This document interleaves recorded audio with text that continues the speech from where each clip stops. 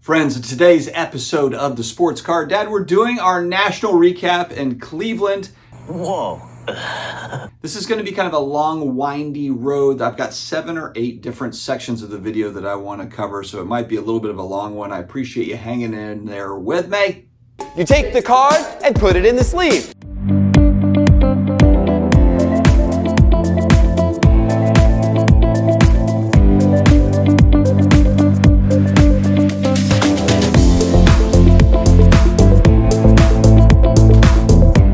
What's going on, sports card hobby family? Another day, another sports card video. House of the Sports Card Dad, where pop counts. Getting back into the swing of things from the National, we will have an off-centered episode with Neo and Flippin' Steve coming out tomorrow night, Wednesday night at 9 p.m. Eastern. So make sure you join up there to hang out with us. Before I do the deep dive in, huge thanks to our Tuesday shoutouts. Card Capsule. You want supplies, but you don't want to pay a fortune for good, solid quality supplies. They've got the top loaders and the semi-rigids and all that stuff, but they've got fantastic cases. Waterproof cases. Use Sports Card Dad code for 10% off your order. JustCollect.com. Leighton Sheldon, I actually saw him at the show at the National. If you've got a collection, you're trying to figure out where do I sell it, you can just go on to JustCollect.com and they will help you out to figure out what everything is worth, and they will definitely take care of you. Wooten Sports Cards on Whatnot. For all the best single prices and good inventory, it's got to be Wooten Sports Cards. 12,000 followers,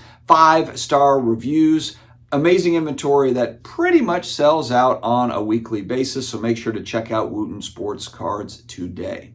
All right, let's first start off with the venue and the overall kind of just the venue and the scene. Okay, so first time in Cleveland in general, but also the first time at the IX Center. When we came in on Wednesday, we kind of went a back way. Steve had to run a quick errand to where it took us the back way into the IX Center. So when we pulled up Wednesday at, I don't know, like 4:30, the show was from 4 to 8, we came in the other way. So there was a huge long line turning right into general admission. We came up on it to where we were just hanging a left and we're able to just kind of sneak in there, cutting a lot of the traffic there. We kind of accidentally did that. So, but then we went to go park and I'm looking at the building and I'm like, oh, sweet. We can just go right up to the front, right where the entrance is. This is awesome. So we go ahead and park and we notice that that entrance is not open. There's only one entrance in and out and it is on the clear other side of the building. So with Steve's bad foot, we walked around, hobbled around all the way around the building to get to the front door. I think if I offer a suggestion, I don't know why they couldn't do it. Maybe that was a loading area. I don't know. But having entrances and exits on both sides would have been amazing. That would have been very helpful. But it wasn't meant to be. So we get on Wednesday. I thought it was very busy, but I've never been to the National on a Wednesday. I've only ever gotten there on kind of Thursday afternoon. But I thought for Wednesday from 4 to 8, it was pretty slammed. And it was good to be able to use that time just to get a feel for the show floor. I wanted to kind of walk around, see as much as I could, understand the layout of the building. And I will say, in comparison to Chicago, where we're going to have the National probably for the next few years, definitely next year, Chicago is like a labyrinth. It's a windy, confusing thing. And signage is not great in Chicago. This was a lot better from that standpoint. It's just like a giant rectangle. There's 2 very distinct rooms. And I understand maybe it's not as big as Chicago, but that's certainly okay. The other part that I really liked about the IX Center compared to Chicago, plenty of seating. This is early access on Thursday morning. We got Flippin' Steve over here also taking a video. We got the Kona ice machine out, and I'm about to head to the restroom, get prepped for another long National Day. It's going to be a long one today. It's going to be awesome. You could actually go and sit down somewhere and have a meal. Now, there was long lines to get meals. However, if you planned properly, maybe you have a backpack or you've got snacks in your bag, you could very easily kind of maneuver. I also had snacks in the car, so Wednesday night we were parked kind of far away, but Thursday, Friday, Saturday, we kind of figured out, okay, here's how we can get in, park a little bit closer. Then that way I'm just walking out, I can walk to my car and I can grab beef jerky or whatever, grab a soda. Not only save 12 bucks or whatever it was, but also not have to stand in line. The restroom lines were long, although I will say if you did have VIP or a media badge, there was kind of a secret bathroom that people were not really aware of down the escalator, and it was just kind of right there to the side, and there was virtually no line there. There was still only maybe a handful of stalls, but it didn't matter because just there wasn't many people that knew about it or were using it. Whereas, yes, upstairs, especially next to the food lines, there was quite long lines for the restrooms, especially as we got into, Thursday, Friday, Saturday.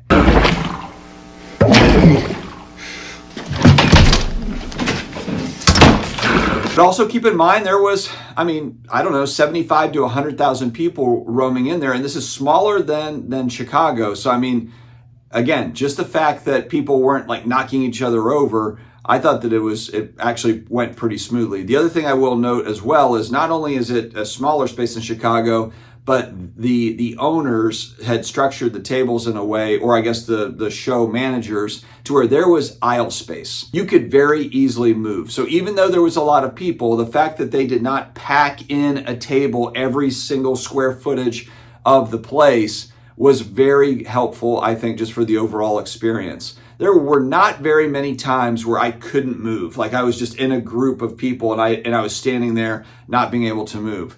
Last year, that did happen in Chicago. Depending on where I was kind of in the exhibit hall, there was times when there was people all around me like I was in the mosh pit at a concert. It was tough to maneuver. So overall, I really liked the venue. I did not like that it was one door in and out of the place. Also, yeah, there was lines for certain things. But like I said, if you were able to kind of maneuver, if you did have the VIP pass or you did have a media pass, you were in pretty good shape. Another big benefit of having the media pass or the VIP or the corporate pass is that the show opened at 8:30 compared to, I believe, 10 o'clock for general admission, which allowed us to get there around 8:15 and kind of beat that traffic in. Whereas if you were getting there at 9:30, 10 to get in, then yeah, you're starting to get into kind of the long lines for the traffic. So that was a big differentiator, I think, and I know for a lot of people that kind of spoiled the experience. Big thanks to Ludex as well at this show. They were a sponsor of that VIP section. They did a great job. The guys over there took good care of everybody, and that was a great kind of underground little basement area where you could go and sit down. Just a lot of seating, which again, compared to Chicago, virtually no seating, just not an option. Very, very little seating unless you're sitting against a wall somewhere. Just very different. So I'm curious to see as we go next year to Chicago, how the managers of the National, Joe and the team, will structure that exhibit hall to make it a little bit easier, I think, to maneuver at Chicago Rosemont. All right, let's talk about Airbnb. The Airbnb, I was kind of playing up the drama with it being haunted and that sort of thing. Sometimes you just have to accept the fact that these could be your last days. This place is interesting. It was just an old house, and when I first kind of drove through the neighborhood, I was like, man, this is not the best neighborhood in Cleveland, but it's not the worst. And I will say, though, it was quiet at night. It was overall a great experience. I'll say, too, my part of the Airbnb was $240 for the 5 days. If you do the math there, that is less than one night at a hotel.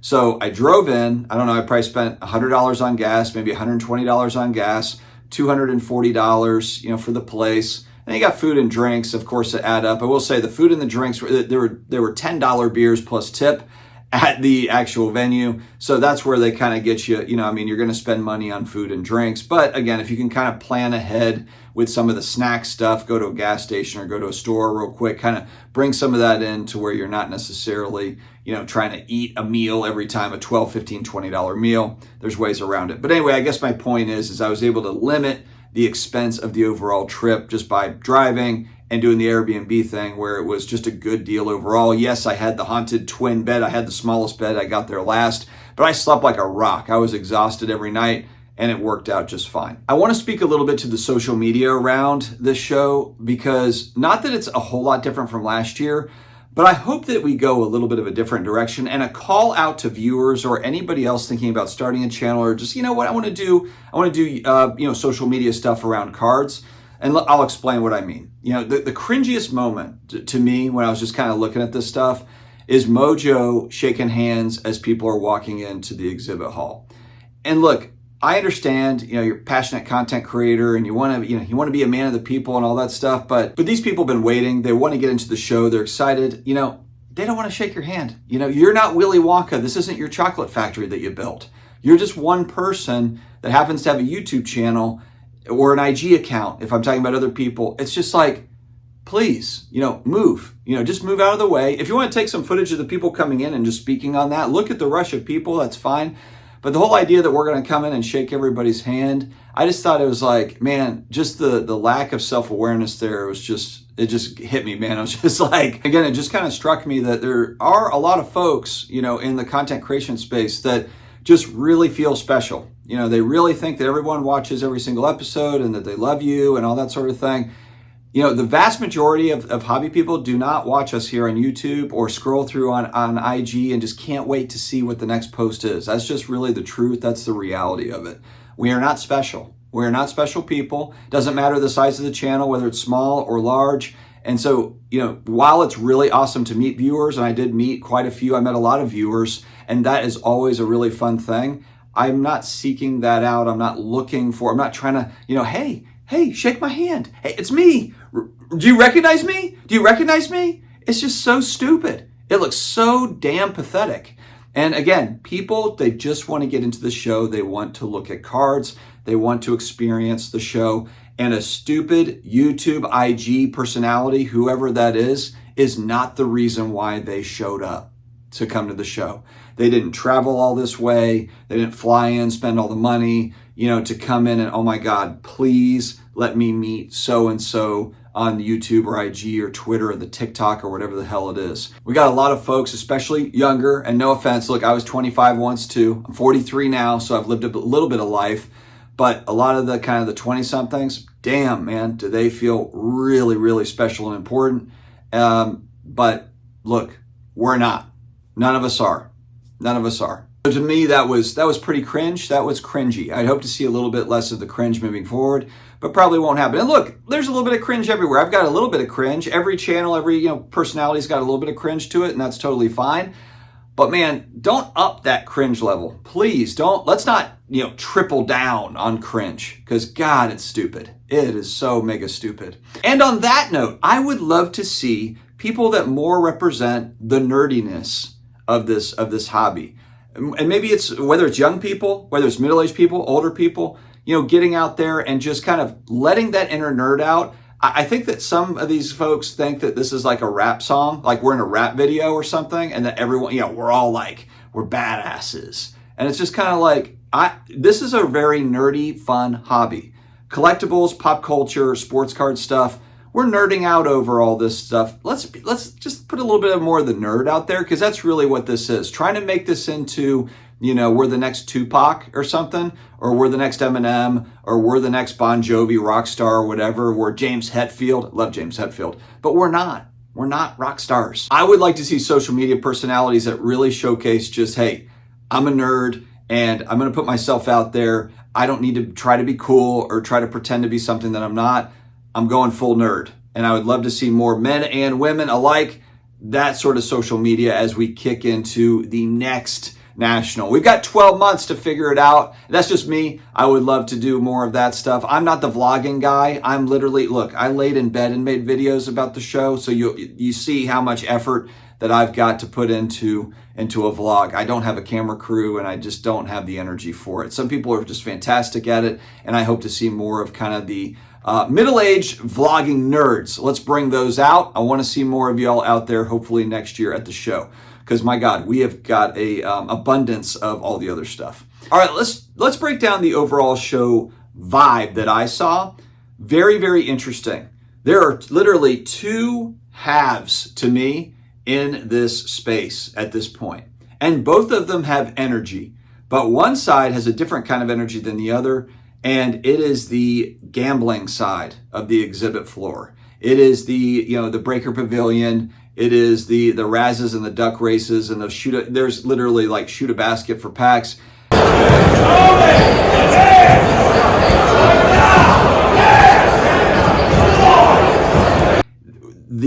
And look, I don't want this to be a knock on just kind of our little hobby, because this is society as a whole now. I talked about this. My younger brother, he's 20 years younger than me. He does all these parlays and different bets and all this stuff. It is very, very normal now that sports betting, gambling, it's starting to become more mainstream. It's being approved and legalized in various states all over the country. It is a part of the culture and becoming more and more a part of the culture, which to me, frankly, it just scares the hell out of me for everybody. And I'll explain why that is. I feel like it's hard enough just trying to keep, budget and everything buying singles, let alone when you're put in an environment where there's literal fair games.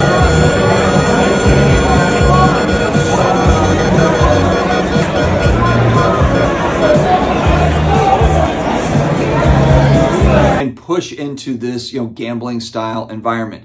I was watching, it was almost like being at the fair. It was almost like being at the carnival or something. You're literally at the fair, and I listened to a kid, maybe 10, 12 years old. Dad, can we play the basketball game? If we get 3 shots in a row, then we win a hobby box of XYZ product. And I was just thinking to myself, this is literally no different than, trying to, shoot baskets at the fair to win the stuffed animal for your girlfriend or boyfriend or whatever. I mean, it's like, that is literally what that side of the hall was. Whatnot had an entire screen. It looked like Caesar's Palace. This looks like Caesar's Palace.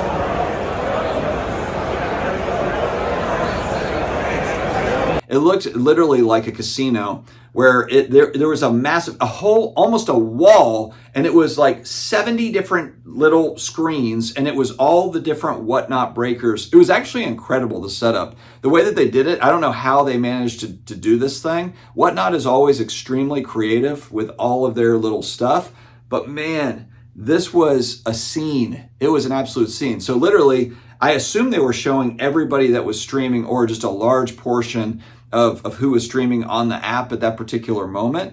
And it was loud over there. There's a lot of excitement over there. A lot of people are in the hobby doing that. And I don't think they're doing anything else. Sure, there's some crossover. I know there's people that do buy singles, collect players or whatever, and then they also get into breaks. But it's also a much younger crowd over there on the gambling side. A much younger crowd. I'm not saying there's not middle-aged guys like me over there. Certainly, there was. But it's a lot of the 20-somethings, 18, 19, 20-somethings that were over there participating in that. But also, like I said too, there was a lot of young people that were with their dad or with their parents walking through and kind of getting pulled in. Hey, do you want to try this out? Do you want to try that out? You want to play this game? It's free. Here's a free giveaway. All these different things to kind of get you excited and get you in the mix.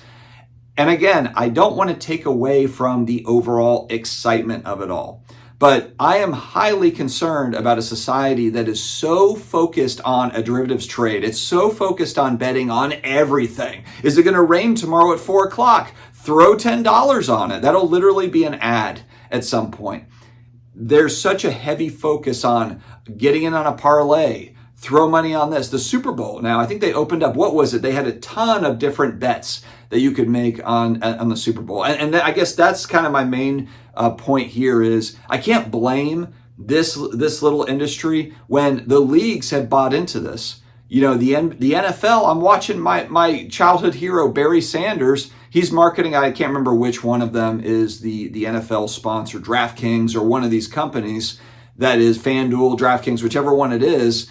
But I'm watching like these legendary NFL players that are like, did you bet on this? Maybe like acting out some sort of a wager that they've put on last week's game. I'm just thinking like, man, what happened? At the same time, simultaneously, I'm seeing that car repos in the United States are at highs, 5-year, 7-year, 10-year highs. I'm seeing credit card delinquencies starting to move up. We have seen, I know that every time we get job numbers, it's always unemployment is at an all-time low. It's still at all-time lows at 3% or 4% or whatever. And let me just throw a little something out there for you. So my oldest kids, 18, 20, they work jobs, but there's certain times, like certain jobs offer, 8 hours a week, 12 hours a week. So they have to have 3 of these little jobs. And part of this is on people not showing up. So they're having to kind of hire 50 people so that they can have 10 people on at all times.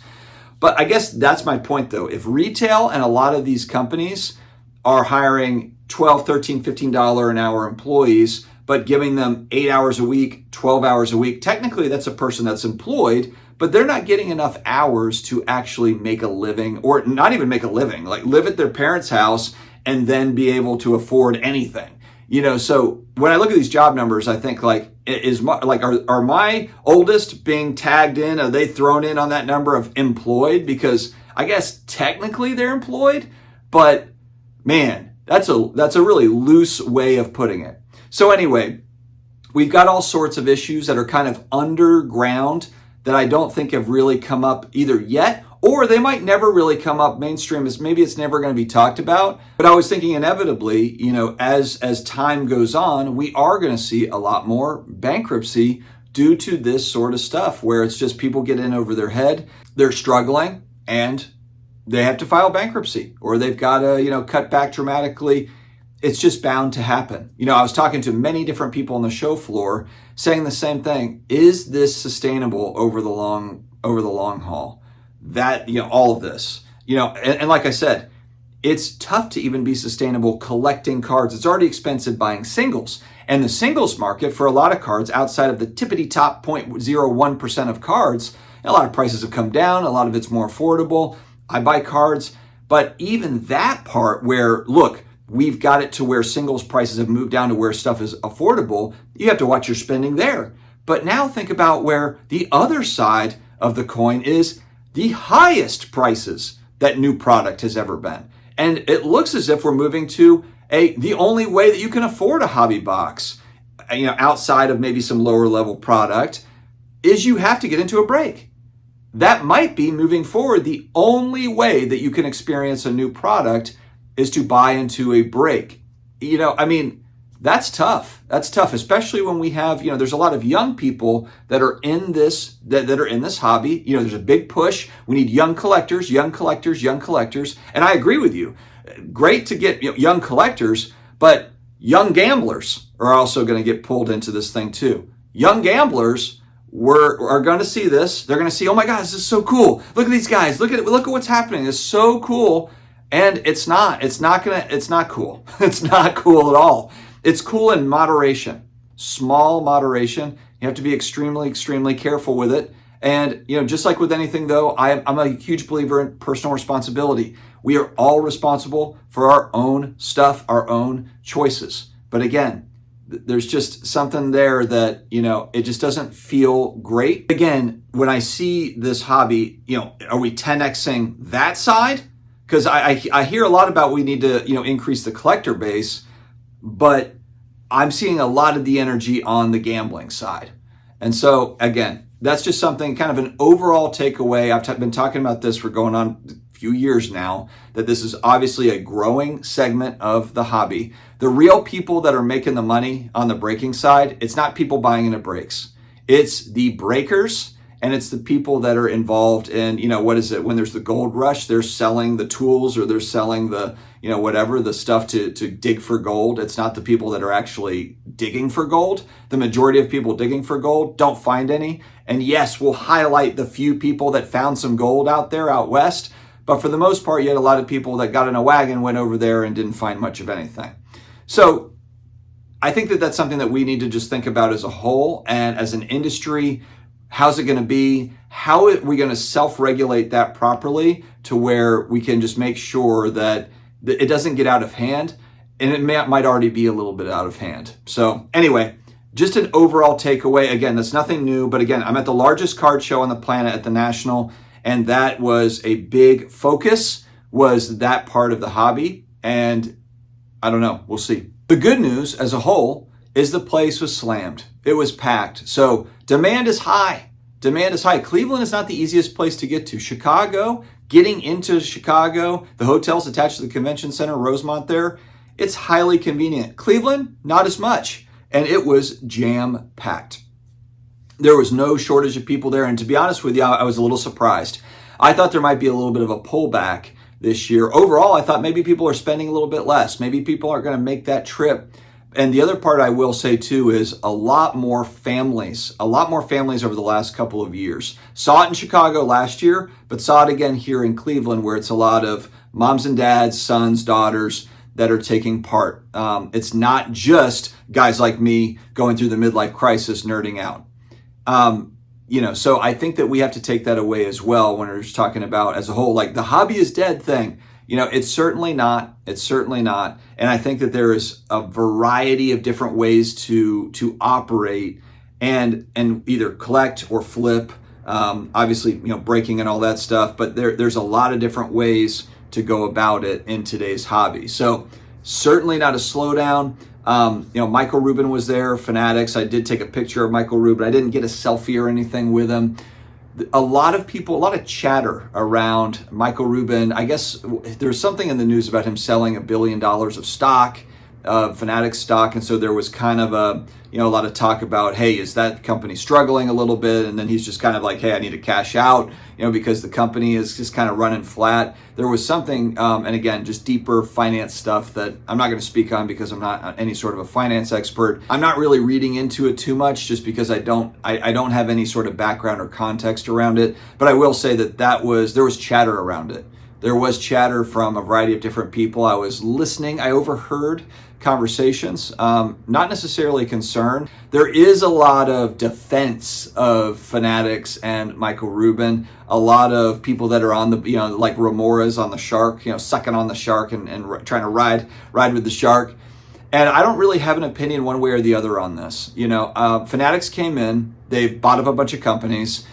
Prices have gone up on product. They are leaning into breaking heavily. So I think there's probably some good and bad. The marketing's been great. I think that they're doing a lot of the marketing stuff, but it's a little too early for me, I think, to just say like Fanatics has been great or Fanatics has been terrible. But there are certainly a lot of, whether it be content folks or company folks or whatever, that they're all along for that ride. They're just trying to, suck on the side of the shark that is Fanatics. So again, we'll have to kind of see how that plays out. Some pickups from the show. I did actually, Leighton Sheldon walked by me. We quickly talked. I wish I could have hung out with him more, but again, it's like a wedding. You run into people and you don't get a lot of one-on-one time with anybody.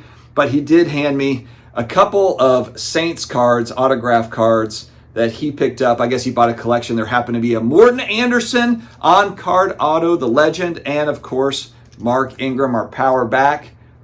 I miss the old Mark Ingram, Alvin Kamara days. So appreciate Leighton Sheldon. He runs justcollect.com as well as vintagebreaks.com. Also received a couple of cool custom Stranger Things cards from a viewer, met up with him, and he gave those to me. I don't have them handy right next to me, but thank you very much for that. AMG Robbie handed me a cool, downtown card that he had created that he signed. AMG Robbie runs the music grading division of the hobby as it sits right now. He's coupled with Steve Aoki and he's tied in with Eminem. He's actually in the Ken Golden show. I don't remember the actual name of the show on Netflix, but he's in one of the episodes where they're selling off an Eminem item. So yeah, very, very cool. As far as purchases go, I didn't have a ton of purchases. I've made a big splash over the summer, the last couple months, and I wasn't planning on buying anything big here at the National. So I got a couple of smaller items and then what I believe to be a bigger item. This is one, I've got a few copies of this card. This is the 2014 Brady Silver Prism. Back when silver prisms were kind of special, back when they were a little bit rare. I actually got this for $80. It says 110 on the sticker, but negotiated down to $80. I like the large image on this card and just very shiny. The 2014 Prism set, I collect Breeze and Brady for these. I really enjoy these cards. There was a kid at trade night that came around with his parents and was like, hey, do you want to trade? And I was like, well, yeah, let's see what you have. I wasn't interested in really a lot of what he had, but again, like the parents were kind of staring down. They were like, hey, make sure you use your manners. I was like, oh man, they just look like a nice family, like good people. So he did have a Chris Olave rookie card, a purple select numbered out of 75, and it's in a 10 holder. I thought actually that my son, my youngest, would think this is cool. And so I was like, you know what, how much are you looking like trade value? And he said 75, which is about what that's a good comp for this card, $75. And I asked him, you know, what would be your cash price? Because I couldn't really line up what I would want to trade with him. And so he said 65. And so I ended up giving him $65 for this card. And I'm most likely going to give this to my youngest. Also, speaking of that, Flippin' Steve gave a Fire and Ice insert PSA 10 to my youngest. I swear, he gets all the cool things. Fire and Ice insert card for Tyreek Hill, because my youngest is always like, Tyreek Hill is the best player in football. He's 9. And he's like, Tyreek Hill's the fastest player. He's the best player in football. And of course, Steve being a Dolphins fan, he gave my youngest son that. So thank you very much, Steve. Along with a little holder pouch. So yeah, he got hooked up. And then at Pristine Auction, one of my channel partners, they handed me an Archie Manning signed mini helmet that he also received as well. Spoiled, so spoiled. All right, and then last but certainly not least, I met up with Steve Taft, the legendary star dealer. He was there with my friend Dave, and I bought a sealed pack of, and so it says 85 star there, but this is that same 84 star set that the Jordan 101 is in, except this is of course the Lakers. So you've got Magic Johnson here on the top, you've got Kareem, you've got James Worthy, you've got those great Lakers. And here's kind of my thought on this. There is some speculation that PSA is going to eventually grade sealed packs, these sealed team bags. And whether they do or not, what's happening right now is people are just opening the team bags and just grading out. Like they'll open it up and grade out that Magic Johnson card. And if it grades well, then you can do really well on that card. Well, there just aren't that many bags left because there weren't that many created in the first place. And then people opening them up. I'm just going to keep it in the bag because I think historically that's just cool that it's in the bag. Almost kind of like an old rare sealed pack. But again, I just don't think that over time, there's just going to be many of them. I asked Steve Taft, how many of those sealed bags do you see in a year? And he said maybe 1 or 2. I mean, some years maybe it's a handful, but he's not seeing 100 new bags a year.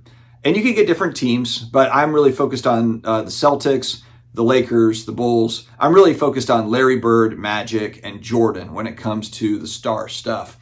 And so, yeah, I was just like, man, I want to make a deal with Steve Taft. He's such a legendary figure in the hobby, really. He's kind of one of these guys, a lot of people don't know about him, but he is a wealth of knowledge for star cards. He initially helped BGS grade these. That's the whole reason why they were graded. He also helped PSA initially. If we go back in time, the reason why PSA stopped grading star cards is because Steve Taft showed them, hey, look, this isn't right. This isn't quite right. He actually graded a card with them and then said, hey, why don't you guys take another look at this? Something doesn't seem right on it. And this was the Type 2 counterfeit cards that came out for the second year stuff, not the Jordan 101 stuff, but it was the Type 2 counterfeits that had come out for kind of those following years of cards.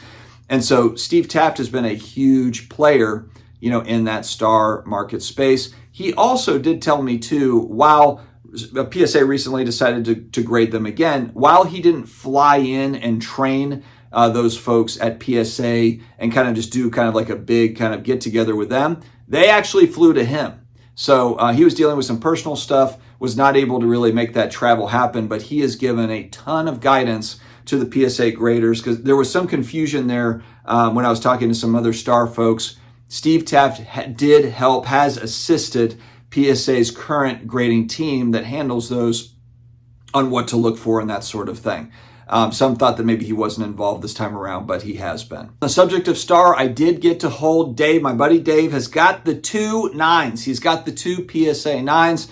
He did mention to me, as well as Jeff Wilson and Jeff Wilson's SCI video that he made it in for the National, that he did turn down a $2 million offer for both cards, for 2 cards. Now, some are going to say, he's lying. There's no way. But I'm telling you, just from dealing with this guy and knowing him for years, he wouldn't lie about it. And while he was at the show, Mike Baker, who does kind of those Mike Baker stickers that typically add extra value to a card. He showed Mike Baker, he turned those in to Mike Baker Services to take a look at. And one of the 9s has got the Mike Baker, and I don't know the differentiators. I think it's the gold one. I'm not exactly sure if there's gold, platinum, different kind of levels, but he does get that Mike Baker on one of them. So he's got one PSA 9 without and one with the Mike Baker cert. So I thought that was kind of cool. I just thought it was amazing to hold those 2 cards. They're special cards in our hobby. So that was really a highlight for me at the show. All in all, the best part of the show, and like I said when we went, it's the networking, it's meeting with people that you don't see all the time, you only see maybe once a year, and the best time was hanging out with Steve, Ham, and Neo. Those guys are, my best hobby friends, and it was just a great time. We were messing around, watching Beavis and Butthead. We were going and eating at the Good Chicken Place. We met Will, the guy, the front of the house manager, who was amazing. So yeah, look, all in all, it's just about friendships. People over talk about, ooh, the community this, the community that. But, for me, I keep my social circle pretty small. I met a lot of hobby people, and there's a lot of great people, and then there's a lot of cliques and different things. I'm not really interested in playing in all the games and stuff like that. I've got a pretty small social circle. I really enjoyed talking to viewers while I was there as well. I had a few different guys that came up and actually told stories of how they started watching the channel during the pandemic and how it would just help them get through their job loss or personal stuff going on. And my videos were really horrendous going back then. I did my best to try to, give kind of my insight and my different thoughts and things and just really kind of create commentary. But it really feels good when you have somebody come up, when you have people come up and say like, hey, I've been watching you from the beginning. And it was just a, kind of a crazy time in the world, because it really was going back. I can't believe it's 4 years ago, over 4 years ago, but it feels like 10 years ago. When we were when going through the pandemic. It's just time flies. In some ways, it's a short amount of time. In some ways, it feels like I've been doing this for 20 years or something, and I really haven't. So for everyone that I met there at the show, thank you so much for coming up and saying hey. That's always a highlight. And also good to get feedback too when someone says like, hey, I liked when you did this or that. I didn't really like when you went this direction or that direction. Because content creation is always this mix of trying new things and just doing what you enjoy. You want to talk about stuff that you like, and you just hope that someone on the other end enjoys it too. And so thank you to all of you for continuing to watch. I know this is probably one of my longer videos. I think I'm sitting around 35 or 40 minutes. But thank you again. I hope to see you at next year's National. Stay healthy, stay awesome, and I will talk to you again later.